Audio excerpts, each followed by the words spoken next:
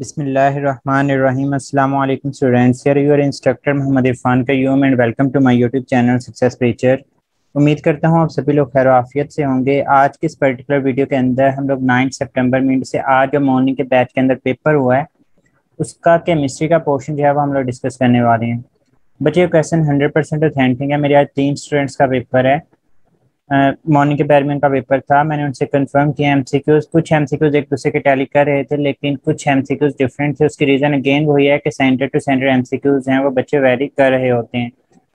तो ये बात तो कंफर्म हो चुकी है कि सेंटर टू सेंटर एमसीक्यूज आप लोगों के पास वेरी कर रहे होते हैं बच्चे। और भी इसके अंदर काफ़ी सारी चीज़ें हो रही हैं जो कि आहिस्ता आहिस्ता पता लग रही हैं। उनमें से एक चीज़ ये भी है कि आपके पास एमसीक्यूज हैं वो रिपीट हो रहे हैं और रिपीट इस सेंस में हो रहे हैं कि उसने एक ही बात को, एक ही क्वेश्चन को जो है वो घुमा फिरा के, मतलब लुब्बे लुबाब वही होगा उसकी बात का, लेकिन उसने क्वेश्चन के स्टेटमेंट को जो है वो चेंज किया होगा। तो हम लोग भी इन चीज़ों को देखते हैं। फिर एट द एंड में आप लोगों को बताऊंगा कि अब आप लोगों को कौन सा यूनिट करने की जरूरत है। और जो बच्चे आर पेपर देकर आए हैं उन्होंने क्या बोला है फेडरल की बुक के बारे में, पंजाब की बुक के बारे में, या फिर उन्होंने ये चीज़ कि हमें पंजाब की जो बायो की बुक है वो कहाँ से पढ़नी पड़ेगी, या फिर बायो के लिए टर्मिनोलॉजीज कहाँ कहाँ से आ रही हैं। इन तमाम चीज़ों को हम लोग डिस्कस करेंगे। उससे पहले मैं जल्दी से आज का जो मॉर्निंग के अंदर केमिस्ट्री का पोर्शन है हम लोग उसको डिस्कस कर लेते हैं। बच्चे क्वेश्चन नंबर 1 है, कहता है कि which gas can not be liquefied. ये क्वेश्चन आया था तो हमारे पास बच्चे याद रखें हमारी बुक के अंदर जहाँ पे लिंट्स मेथड लिखा है वहाँ पे 2 गैसेस का जिक्र है कि हमारे पास हाइड्रोजन और हीलियम ऐसी गैसेस है जिनको हम लोग लिक्विफाई नहीं कर सकते। तो हमारे पास यहाँ पे राइट ऑप्शन क्या आ जाएगा, हमारे पास हाइड्रोजन जो है वो हमारे पास यहाँ पे राइट ऑप्शन होगा।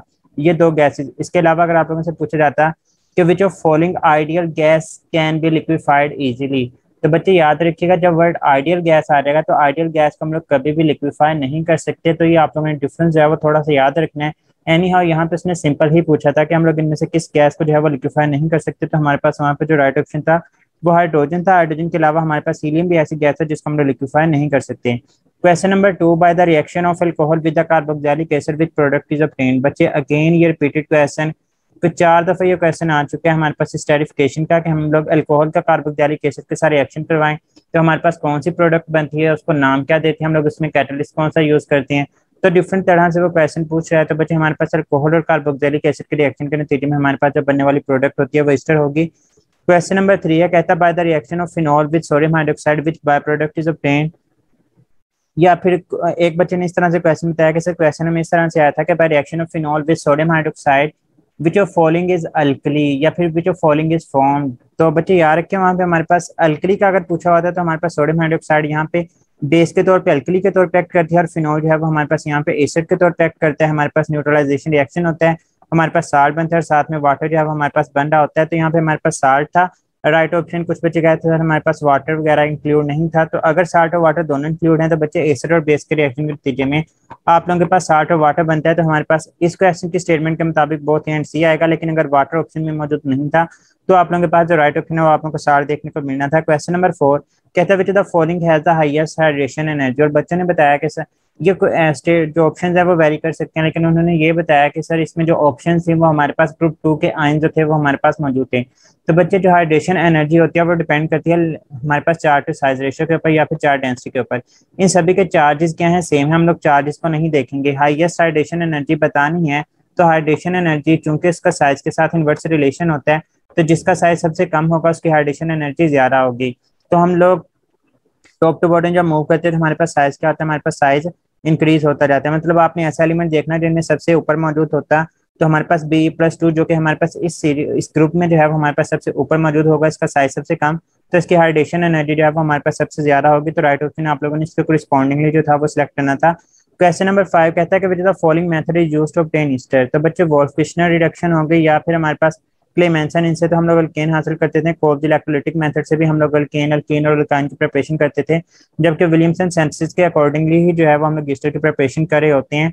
क्वेश्चन नंबर 6 था कि octane number is increase by. तो बच्चे ये रिफॉर्मिंग की करेक्टरिस्टिक होती है कि हम लोग जो स्ट्रेट चेन कंपाउंड होते हैं उनको ब्रांच चेन कंपाउंड के अंदर कन्वर्ट कर देते हैं और हम लोग उसका ऑक्टेन नंबर इंक्रीज कर देते हैं। ये भी पास पे अभी जो पिछले दिनों एमसीक्यूज आया उनमें ये भी आया था कि हमारे पास जो आइसोक्टेन होता है उसका हमारे पास कितना जो है वो ऑक्टेन नंबर होगा जो हमारे पास आइसोपेंटेन होता है। तो बच्चे याद रखें उसका आर्बिट्रेरीली हम लोग जो है वो 100 उसका ऑक्टेन नंबर रख रहे होते हैं। जितना अच्छा ऑक्टेन हायर ऑक्टेन नंबर होगा उतना ही वो अच्छा क्वालिटी का आप लोगों को पेट्रोल मिलता है।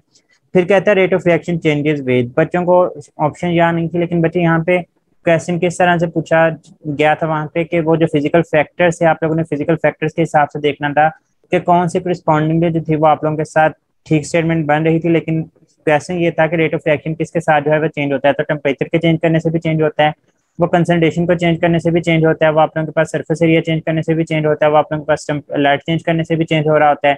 उसके अलावा फिजिकल स्टेट्स ऑफ रिएक्टेंट के साथ साथ भी वो हमारे पास चेंज हो रहा होता है। तो डिफरेंट चीज़ों के साथ हमारे पास रेट ऑफ रिएक्शन जो है वो चेंज हो रहा होता है। तो वहाँ पे करस्पॉन्डिंगली जो भी आप लोगों के पास राइट ऑप्शन मौजूद होनी थी आप लोगों ने उसके अकॉर्डिंग जो है वो इसको सॉल्व करना था। क्वेश्चन नंबर 8 है, कहता है rate of diffusion is inversely proportional. तो बच्चे डिफ्यूजन हो या फ्यूजन हो वो हमें पता है। अगर मैं रेट ऑफ डिफ्यूजन या फिर फ्यूजन को आर के साथ रिप्रेजेंट करता हूँ तो हमारे पास अंडर रूट ऑफ डी या फिर अंडर रूट ऑफ एम के जो है वो हमारे पास इन्वर्सली रिलेट करता है। तो square root of molecular mass या फिर स्क्वायर रूट ऑफ डेंसिटी को जो है वो हमारे पास इन्वर्सली रिलेट करता है। तो हमारे पास यहाँ पे जो राइट ऑप्शन है वो 4 ही आ जाएगा। क्वेश्चन नंबर 9 है, कहता है which law is true for real gases. Real gas की बात करें, मीन टू से नॉन आइडियल गैस की बात करें, और नॉन आइडियल के लिए हमारे पास कौन सा लॉ था या इक्वेशन हम लोगों ने फॉलो की थी बच्चे, वो हमारे पास वंडर वॉल थी। जबकि बॉयल्स लॉ, चार्ल्स लॉ और एवोगाड्रोस लॉ ये कौन सी गैसेज फॉलो करती हैं जो हमारे पास आइडियल गैसेज होती हैं या फिर नॉन रियल गैसेज हमारे पास मौजूद होती हैं। आइडियल गैसेज को ही नॉन रियल गैसेज बोला जाता है, ये बात आप लोगों ने वहाँ पे याद रखनी है। तो बच्चे नेक्स्ट चलते हैं हम लोग क्वेश्चन नंबर 10 की तरफ। कहता है कि what is the melting point of ice. हमारे पास आइस का जो है वो मेल्टिंग पॉइंट क्या होता है बच्चे, 0 डिग्री सेल्सियस जब हमारे पास इसका फ्रीजिंग पॉइंट और 100 डिग्री सेल्सियस बॉइलिंग पॉइंट या फिर हम लोग उसको मेल्टिंग पॉइंट बोल देंगे। तो हमारे पास यहाँ पे जो राइट ऑप्शन है वो 100 डिग्री सेल्सियस आ जाएगा। क्वेश्चन नंबर 11 देखें, कहता है इनमें से कौन सी फोर्स जो है वो इन्वॉल्व नहीं होते in making solution of substance with water. बच्चे पोलैरिटी ऑफ वाटर तो वहाँ पे लाजमी तौर पे इंक्लूड होगी, लेकिन वहाँ पे याद रखें polarity of water, water polar molecule तो, लेकिन वहाँ पे डाइपोल डाइपोल फोर्सेज एग्जिस्ट नहीं करती। वाटर के केस में हमें पता है कि वहाँ पे हाइड्रोजन बॉन्डिंग बनाने की सलाहियत होती है, और exceptional behaviour of hydrogen bonding की वजह से ही हमारे पास जितने भी पोलर सॉल्वेंट्स है उसके अंदर हल होते हैं। और पोलर सॉल्वेंट भी ऐसा है जिनके अंदर हाइड्रोजन बॉन्डिंग मौजूद होगी, वही इसके अंदर जो है हमारे पास हलशुदा हो सकते हैं। तो हमारे पास जो डाइपोल डाइपोल फोर्सेज होती हैं इनका कोई भी रोल नहीं होगा in making solution of substance with water, बल्कि डाइपोल डाइपोल फोर्सेज की बजाय हमारे पास हाइड्रोजन बॉन्डिंग जो है इस चीज के अंदर इन्वॉल्व होती है। क्वेश्चन नंबर 12 देखें, कहता है physical properties of crystalline solids depend upon direction. बच्चे ये क्या होता है, ये हमारे पास अनिसोट्रॉपी की डेफिनेशन होती है, और इसी की बुनियाद के ऊपर हम लोग कहते हैं कि हमारे पास जो ग्रेफाइट होता है वो क्या होगा, वो हमारे पास गुड कंडक्टर ऑफ इलेक्ट्रिसिटी होगा, मैं जीसी लिख देता हूँ गुड कंडक्टर। जब फिर हमारे पास डायमंड होता है वो हमारे पास नॉन कंडक्टर होगा, या फिर हम लोग उसको बैड कंडक्टर में यहाँ पे एन सी जो है वो लिख रहा हूँ।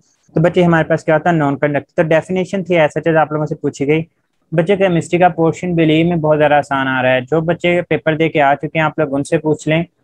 हाँ एमसीक्यूज वेरी कर सकते हैं, सेंटर टू सेंटर आप लोगों को ये देखने को मिल सकता है, लेकिन बहुत सारे बच्चों को एमसीक्यूज जो है पेपर के अंदर मिलेंगे, क्योंकि अब जैसे जैसे आगे जाते जा रहे हैं नंबर ऑफ स्टूडेंट्स जो हैं वो बढ़ते जा रहे हैं जिनके पेपर हो रहे होते हैं। तो मैं उनसे कंफर्म करके ही आप लोगों के साथ शेयर कर रहा हूँ एमसीक्यूज 100% ऑथेंटिक एमसीक्यूज हैं। क्वेश्चन नंबर 13 कहता है existence of an element in more than one allotropic form is. तो बच्चे ये हमारे चैप्टर नंबर 6 में 9th क्लास की बुक में भी डेफिनेशन लिखा है कि किसी भी एलिमेंट का एक से ज्यादा, यहाँ पे एलोटोपिक फॉर्म लिखा हुआ है तो यहाँ पे आना चाहिए था कि एक ही एलिमेंट का एक से ज्यादा फिजिकल फॉर्म्स के अंदर पाया जाना, ये हमारे पास क्या कहलाता है, ये इसको हम लोग जो है वो एलोट्रोपी का नाम देते हैं। तो बच्चे बेसिकली हमारे पास एलोट्रोपी की डेफिनेशन थी, तो आप लोगों से इसी चीज़ के बारे में जो था वो पूछा गया था एलोट्रोपी। इसके अलावा आप लोगों ने इसका कंसेप्ट कहाँ पे पढ़ा है, फर्स्ट ईयर के अंदर एलोट्रोपी। यहाँ पे आप लोग पढ़ते हैं कि ट्रांजिशन टेम्परेचर क्या होता है, कि जहाँ पे different allotropic form of a substance जो है वो को एग्जिस्ट करती हैं एट वन टेम्परेचर। तो एलोट्रोपिक फॉर्म क्या होती हैं कि एक ही एलिमेंट का एक से ज्यादा शक्लों के अंदर पाया जाना। लाइक हमारे पास जो कार्बन है वो डायमंड के फॉर्म में भी पाया जाता है, वो ग्रेफाइट के फॉर्म में भी पाया जाता है, वो बकीबॉल्स के फॉर्म में भी पाया जाता है। तो ये तीनों की तीनों क्या है, एलोट्रोपिक फॉर्म है। इसी तरह से ओजोन और O2 क्या है, ये हमारे पास ऑक्सीजन की एलोट्रोपिक फॉर्म जो है वो हमें देखने को मिल रही होती है। क्वेश्चन नंबर 14 था कि कहता है कि crystal with the equal and one different axis, के हमारे पास अगर एक्सिस की बात करते हैं तो हमारे पास दो एक्सिस बराबर और तीसरा एक्सिस जो है वो डिफरेंट होगा। मीन से आप लोगों से ये कहा जा रहा है कि हमारे पास ए और बी तो बराबर है लेकिन ये सी बराबर नहीं है। फिर कहता है ऑल एंगल्स आर सेम, हमारे पास अल्फा बीटा और जो हमारे पास गैमा होगा ये तीनों के तीनों हमारे पास क्या है, ये बराबर हैं। तो ये हमारे पास किसकी कैरेक्टरिस्टिक है, अल्फा, उसके बाद बीटा और हमारे पास गैमा। तो बच्चे याद रखें जो क्यूबिक होता है हमारे पास तीनों के तीनों क्यूबिक है, टेट्रागोनल है और ऑर्थोरोम्बिक, इनके अंदर ये कंडीशन तीनों के अंदर फुलफिल होती है कि अल्फा बीटा गैमा तीनों के तीनों बराबर होते हैं किस चीज के, 90 डिग्री के। जबकि हेक्सागोनल के केस में तो हमारे पास अल्फा और बीटा जो है वो 90, मतलब ये भी एक दूसरे के बराबर नहीं होते।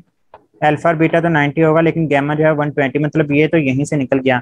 अब देखना है कि ए बी और सी तीनों किस में बराबर हैं। तो क्यूबिक के केस में हमारे पास तीनों बराबर होंगे, हमें क्या चाहिए, ए और बी बराबर हो, सी बराबर ना हो। तो जो टेट्रागोनल है वो हमारे पास राइट ऑप्शन है कि ए और बी तो बराबर थे लेकिन सी बराबर नहीं होगा, जबकि ऑर्थोरोम्बिक के केस में ए बराबर नहीं है, बी बराबर नहीं है सी के। मैंने इसकी ट्रिक भी आप लोगों के साथ शेयर की हुई है, जो मैंने आप लोगों के साथ सॉलिड की डिस्कशन की थी, तो मैंने इसके अंदर ये चीज शेयर की हुई है। तो यहाँ पे हमारे पास जो राइट ऑप्शन है वो टेट्रागोनल देखने को मिलेगा। क्वेश्चन नंबर 15 देखें बच्चे, X rays is used to study. तो मोलेकुलर स्ट्रक्चर, जहाँ पे आप लोगों ने मोलेकुलर आयन का चैप्टर नंबर 1 के अंदर कॉन्सेप्ट है, वहां पे आप लोग देखेंगे तो एक्सरेज का इस्तेमाल करके या फिर इंफ्रारेड का हम लोग इस्तेमाल करके हम लोग जो है वो मोलेकुलर स्ट्रक्चर्स को जो है वो स्टडी कर रहे होते हैं। आई थिंक सो ये फिजिक्स के अंदर भी होगा। यानी हाँ, यहाँ पे अगर मोलेकुलर और एटॉमिक स्ट्रक्चर बच्चों ने दो ऑप्शन बताए थे, तो उनमें से हम लोग मोलेकुलर स्ट्रक्चर्स को ऑब्जर्व करने के लिए एक्सरेज को जो है वो एनालाइज कर रहे होते हैं।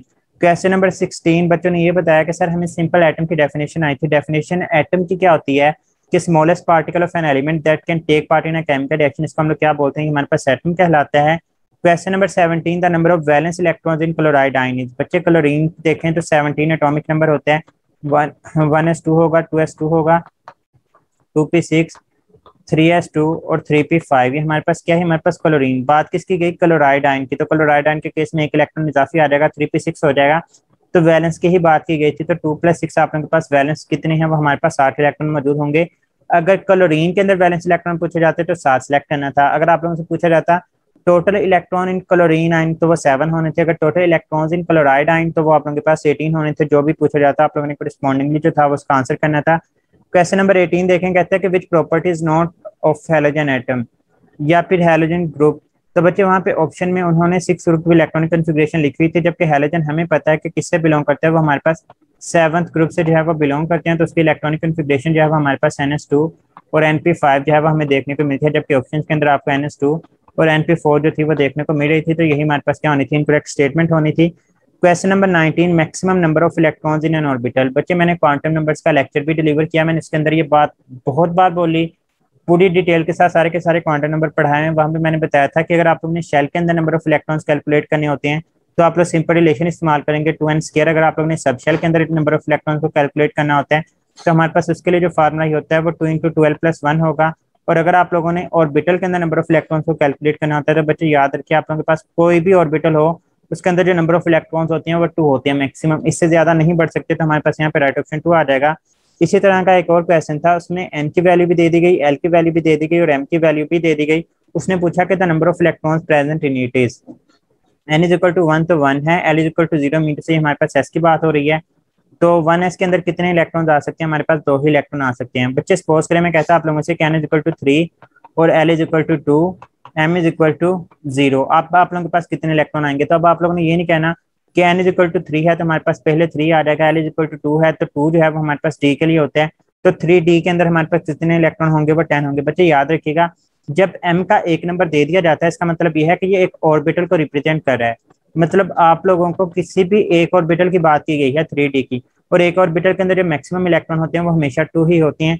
तो जब भी आपको m का नंबर देखने को मिल जाएगा ना, तो याद रखिएगा जब भी m का एक नंबर होगा वो 0 हो, 1 हो, 2 हो, जो भी हो, उसके अंदर मैक्सिमम नंबर ऑफ इलेक्ट्रॉन जो है वो हमारे पास 2 होंगे, क्योंकि वह हम लोग एक ऑर्बिटल को जो है वो स्पेसिफिक करना स्टार्ट कर देते हैं। तो यहाँ पे हम लोग एक ऑर्बिटल को स्पेसिफाई कर रहे थे, तो जब एक ऑर्बिटल को स्पेसिफाई कर रहे हैं तो हमारे पास यहाँ पे जो राइट ऑप्शन है वो 2 आ जाएगा।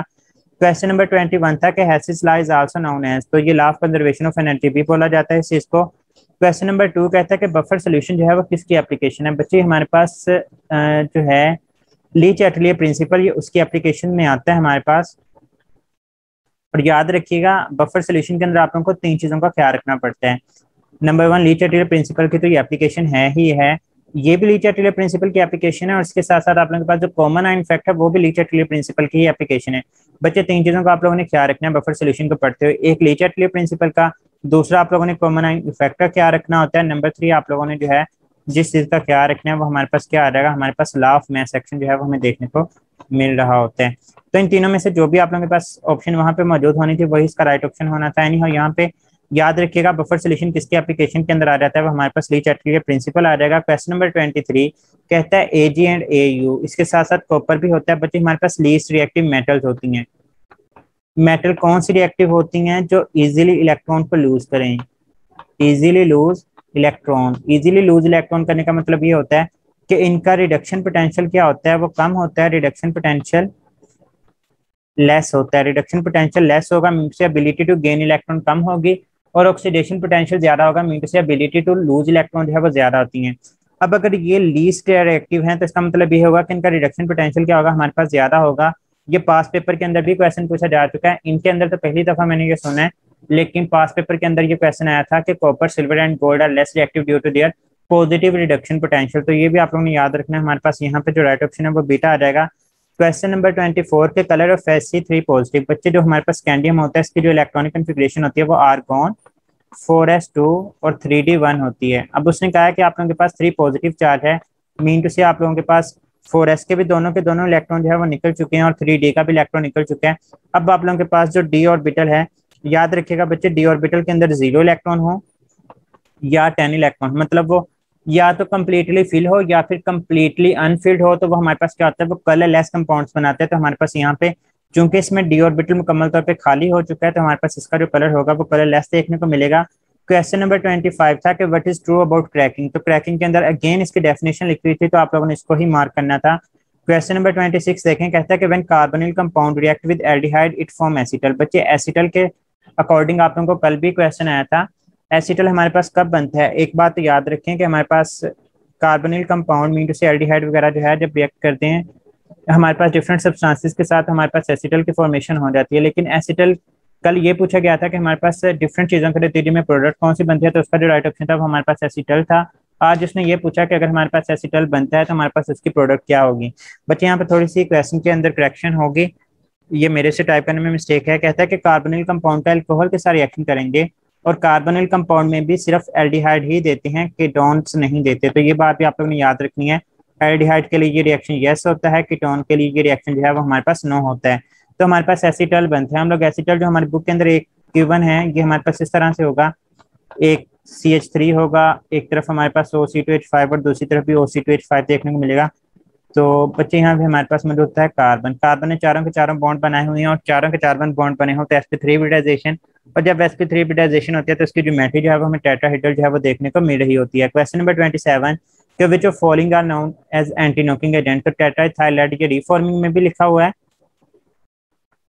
और इसके अलावा जहाँ पे आप लोगों ने पॉलीमराइजेशन ऑफ इथीन पढ़ी है वहाँ पे भी ये बात लिखी हुई है। इसके अलावा जहाँ पे आप लोगों ने अल्कोहल के रिएक्शंस पढ़े हैं PbR3 PCR3 के साथ, वहाँ पे भी ये चीज़ है वो लिखी हुई है। तो इस बात को याद रखिएगा कि एंटी नॉकिंग एजेंट के तौर पर टेट्राइथाइलाइड जो है वो हमारे पास काम कर रहा होता है। क्वेश्चन नंबर 28 कहता है कि Grignard agent reacts with CO2। ये रिपीट नहीं, मैं इसके साथ कितनी दफा रिपीट लिखूं बच्चे, ग्रिगनार एजेंट और पॉलीमराइजेशन इतने इंपॉर्टेंट टॉपिक हैं, फोर टॉपिक है इंटरेस्ट, टॉपिक ऑफ इंटरेस्ट जो है इनका इसी के अंदर हमें देखने को मिल रहा है, ग्रिगनार एजेंट और पॉलीमराइजेशन। इस बार भी पॉलीमराइजेशन में आप लोगों को आगे जाकर क्वेश्चन दिखाता हूँ, तकरीबन 5 क्वेश्चन आए हैं पॉलीमराइजेशन में से, और ग्रिगनार एजेंट तो हर दफा पूछा जा रहा है। तो बच्चे जब भी हमारे पास ग्रिगनार एजेंट का कार्बन डाइऑक्साइड के साथ रिएक्शन होता है तो हमारे पास कार्बोक्सिलिक एसिड जो है वो हमारे पास बन रहा होता है, ये बात आप लोगों ने याद रखनी है। अच्छा ये भी पूछा जा सकता है, लाइक वो कहता है कि हमारे पास ग्रिगनार एजेंट एक ऐसा है जिसके अंदर हमारे पास 2 कार्बन मौजूद हैं, तो आपके पास कितने कार्बन वाली कार्बोक्सिलिक एसिड बनेगी। बच्चे अगर 2 कार्बन वाली ग्रिगनार एजेंट है तो कार्बोक्सिलिक एसिड 3 कार्बन वाली बनेगी। अगर यहाँ पे 4 कार्बन है तो आपके पास बनने वाला कार्बोक्सिलिक एसिड 5 कार्बन, और इसको हम लोग स्टेप अप प्रोसेस का नाम देते हैं। स्टेप अप प्रोसेस ऐसा प्रोसेस होता है जिसमें आपके पास नंबर ऑफ कार्बन एटम जो है वो एक बढ़ जाता है as compared to initial reactant. Anyhow यहाँ पे हमारे पास जो राइट ऑप्शन है वो कार्बोक्सिलिक एसिड आ रहेगा। Question number 29 form aldehyde plus lactose is collectively called. इसको हम लोग क्या बोलते हैं, ये फॉर्मामिंट होता है जिसको हम लोग थ्रोट लोजोंजिस मीन से गले की गोलियों के लिए जो है वो हम लोग इस्तेमाल करते हैं। तो यहाँ पे हमारे पास राइट ऑप्शन क्या आ जाएगा, अल्फा आ जाएगा। क्वेश्चन नंबर 30 ये भी रिपीट हुआ कि जनरल फार्मूला ऑफ अल्केन क्या होता है, तो बच्चे को पता है कि इसका जो जनरल फार्मूला है वो हमारे पास CnH2n+2, ये जो हमारे पास 2n-2 है ये हमारे पास अल्काइन का होगा, CnH2n जो है हमारे पास अल्कीन के लिए होगा, CnH2n+1 जो है हमारे पास अल्काइल ग्रुप्स के लिए होती हैं। Any how question number 31 what is geometry of benzene. तो हेक्सागोनल, अगर वो एक कार्बन के हिसाब से पूछेगा तो sp2 हाइब्रिडाइजेशन होती है, और उसकी जो होती है वो हमारे पास ट्राइगोनल प्लेनर जो है वो हमें शेप देखने को मिल रही होती है। एनी हाउ क्वेश्चन नंबर 32 कहता है कि alcohol reacts with reagent to yield alkyl halide. तो बच्चे हमारी बुक के अंदर 3 तरह के गिवन है, कल उसने यही MCQ दिया था परसों, और उसमें ऑप्शन क्या थी हमारे पास HCl थी। बच्चे HCl के सारे रिएक्शन कर ले या किसी भी HX के साथ रिएक्शन कर ले तब भी आपके पास अल्काइल हैलाइड बनेगी। आप लोग PCl3 या फिर PCl5 के साथ रिएक्शन करवा लें तब भी आप लोगों के पास अल्काइल हैलाइड बनेगी। इसके अलावा SOCl2 के साथ रिएक्शन करवा लें तब भी आपके पास अल्काइल हैलाइड बनेगी। अगर आपसे पूछा जाए कि सबसे बेस्ट मेथड कौन सा होता है, तो बच्चे याद रखिएगा SOCl2 के साथ रिएक्शन करवाना जो है वो हमारे पास सबसे बेस्ट मेथड होता है। एनी हाउ यहाँ पे हमारे पास जो राइट ऑप्शन था वो PCl3 था। फिर कहता है कि iodoform test is use for the identification of. तो बच्चे आइडोफॉर्म टेस्ट जो है वो हमारे पास अगर प्राइमरी अल्कोहल की बात करें तो याद रखिएगा सिर्फ और सिर्फ एथानॉल ऐसा रिएक्शन देती है। अगर वो सेकेंडरी अल्कोहल की बात करेगा तो जितनी भी टू अल्कोहल्स होती है ना, मतलब कार्बन नंबर 2 के ऊपर OH लगा होगा तो वो हमारे पास क्या देती हैं, आइडोफॉर्म टेस्ट जो है वो हमारे पास दे रही होती हैं। और इसी तरह से अगर कीटोन्स की बात करते हैं तो कीटोन्स के केस में हमारे पास जितनी भी मिथाइल कीटोन्स होती हैं वो सारी की सारी ये रिएक्शन देती हैं। मतलब C डबल बॉन्ड होकर एक तरफ CH3 लाजमी हो, दूसरी तरफ जो मर्जी हो। और अगर हम लोग एल्डिहाइड्स की बात करते हैं तो उस केस में आप लोगों के पास सिर्फ और सिर्फ एसेट एल्डिहाइड ही जो है वो ये रिएक्शन दे रहा होता है। तो बच्चे आप लोगों ने ये वाली बातें जो है वो याद रखनी है। तो इनमें से जो भी चीज़ आती थी वो आप लोगों ने इस पर ऑप्शन में से सिलेक्ट करना था। क्वेश्चन नंबर 34 कहता है इनमें से monocarboxylic acid aliphatic carboxylic acid कौन सा है, मोनो और एलिफेटिक। तो बच्चे थैलिक एसिड तो डाई होता है, होता भी एरोमेटिक है। ऑक्सैलिक एसिड एलिफेटिक तो है लेकिन ये डाई होता है, मतलब COOH और COOH होता है। जबकि फॉर्मिक एसिड ही हमारे पास मोनो भी होता है और एलिफेटिक भी होता है। तो यही हमारे पास क्या आ जाएगा, राइट ऑप्शन आ जाएगा। क्वेश्चन नंबर 35 के एलिफेटिक मोनोकार्बोक्सिलिक एसिड। तो बच्चे अगेन ये फैटी एसिड की डेफिनेशन है। 36 को देखें, कहते हैं how to find molecular mass of a polymer.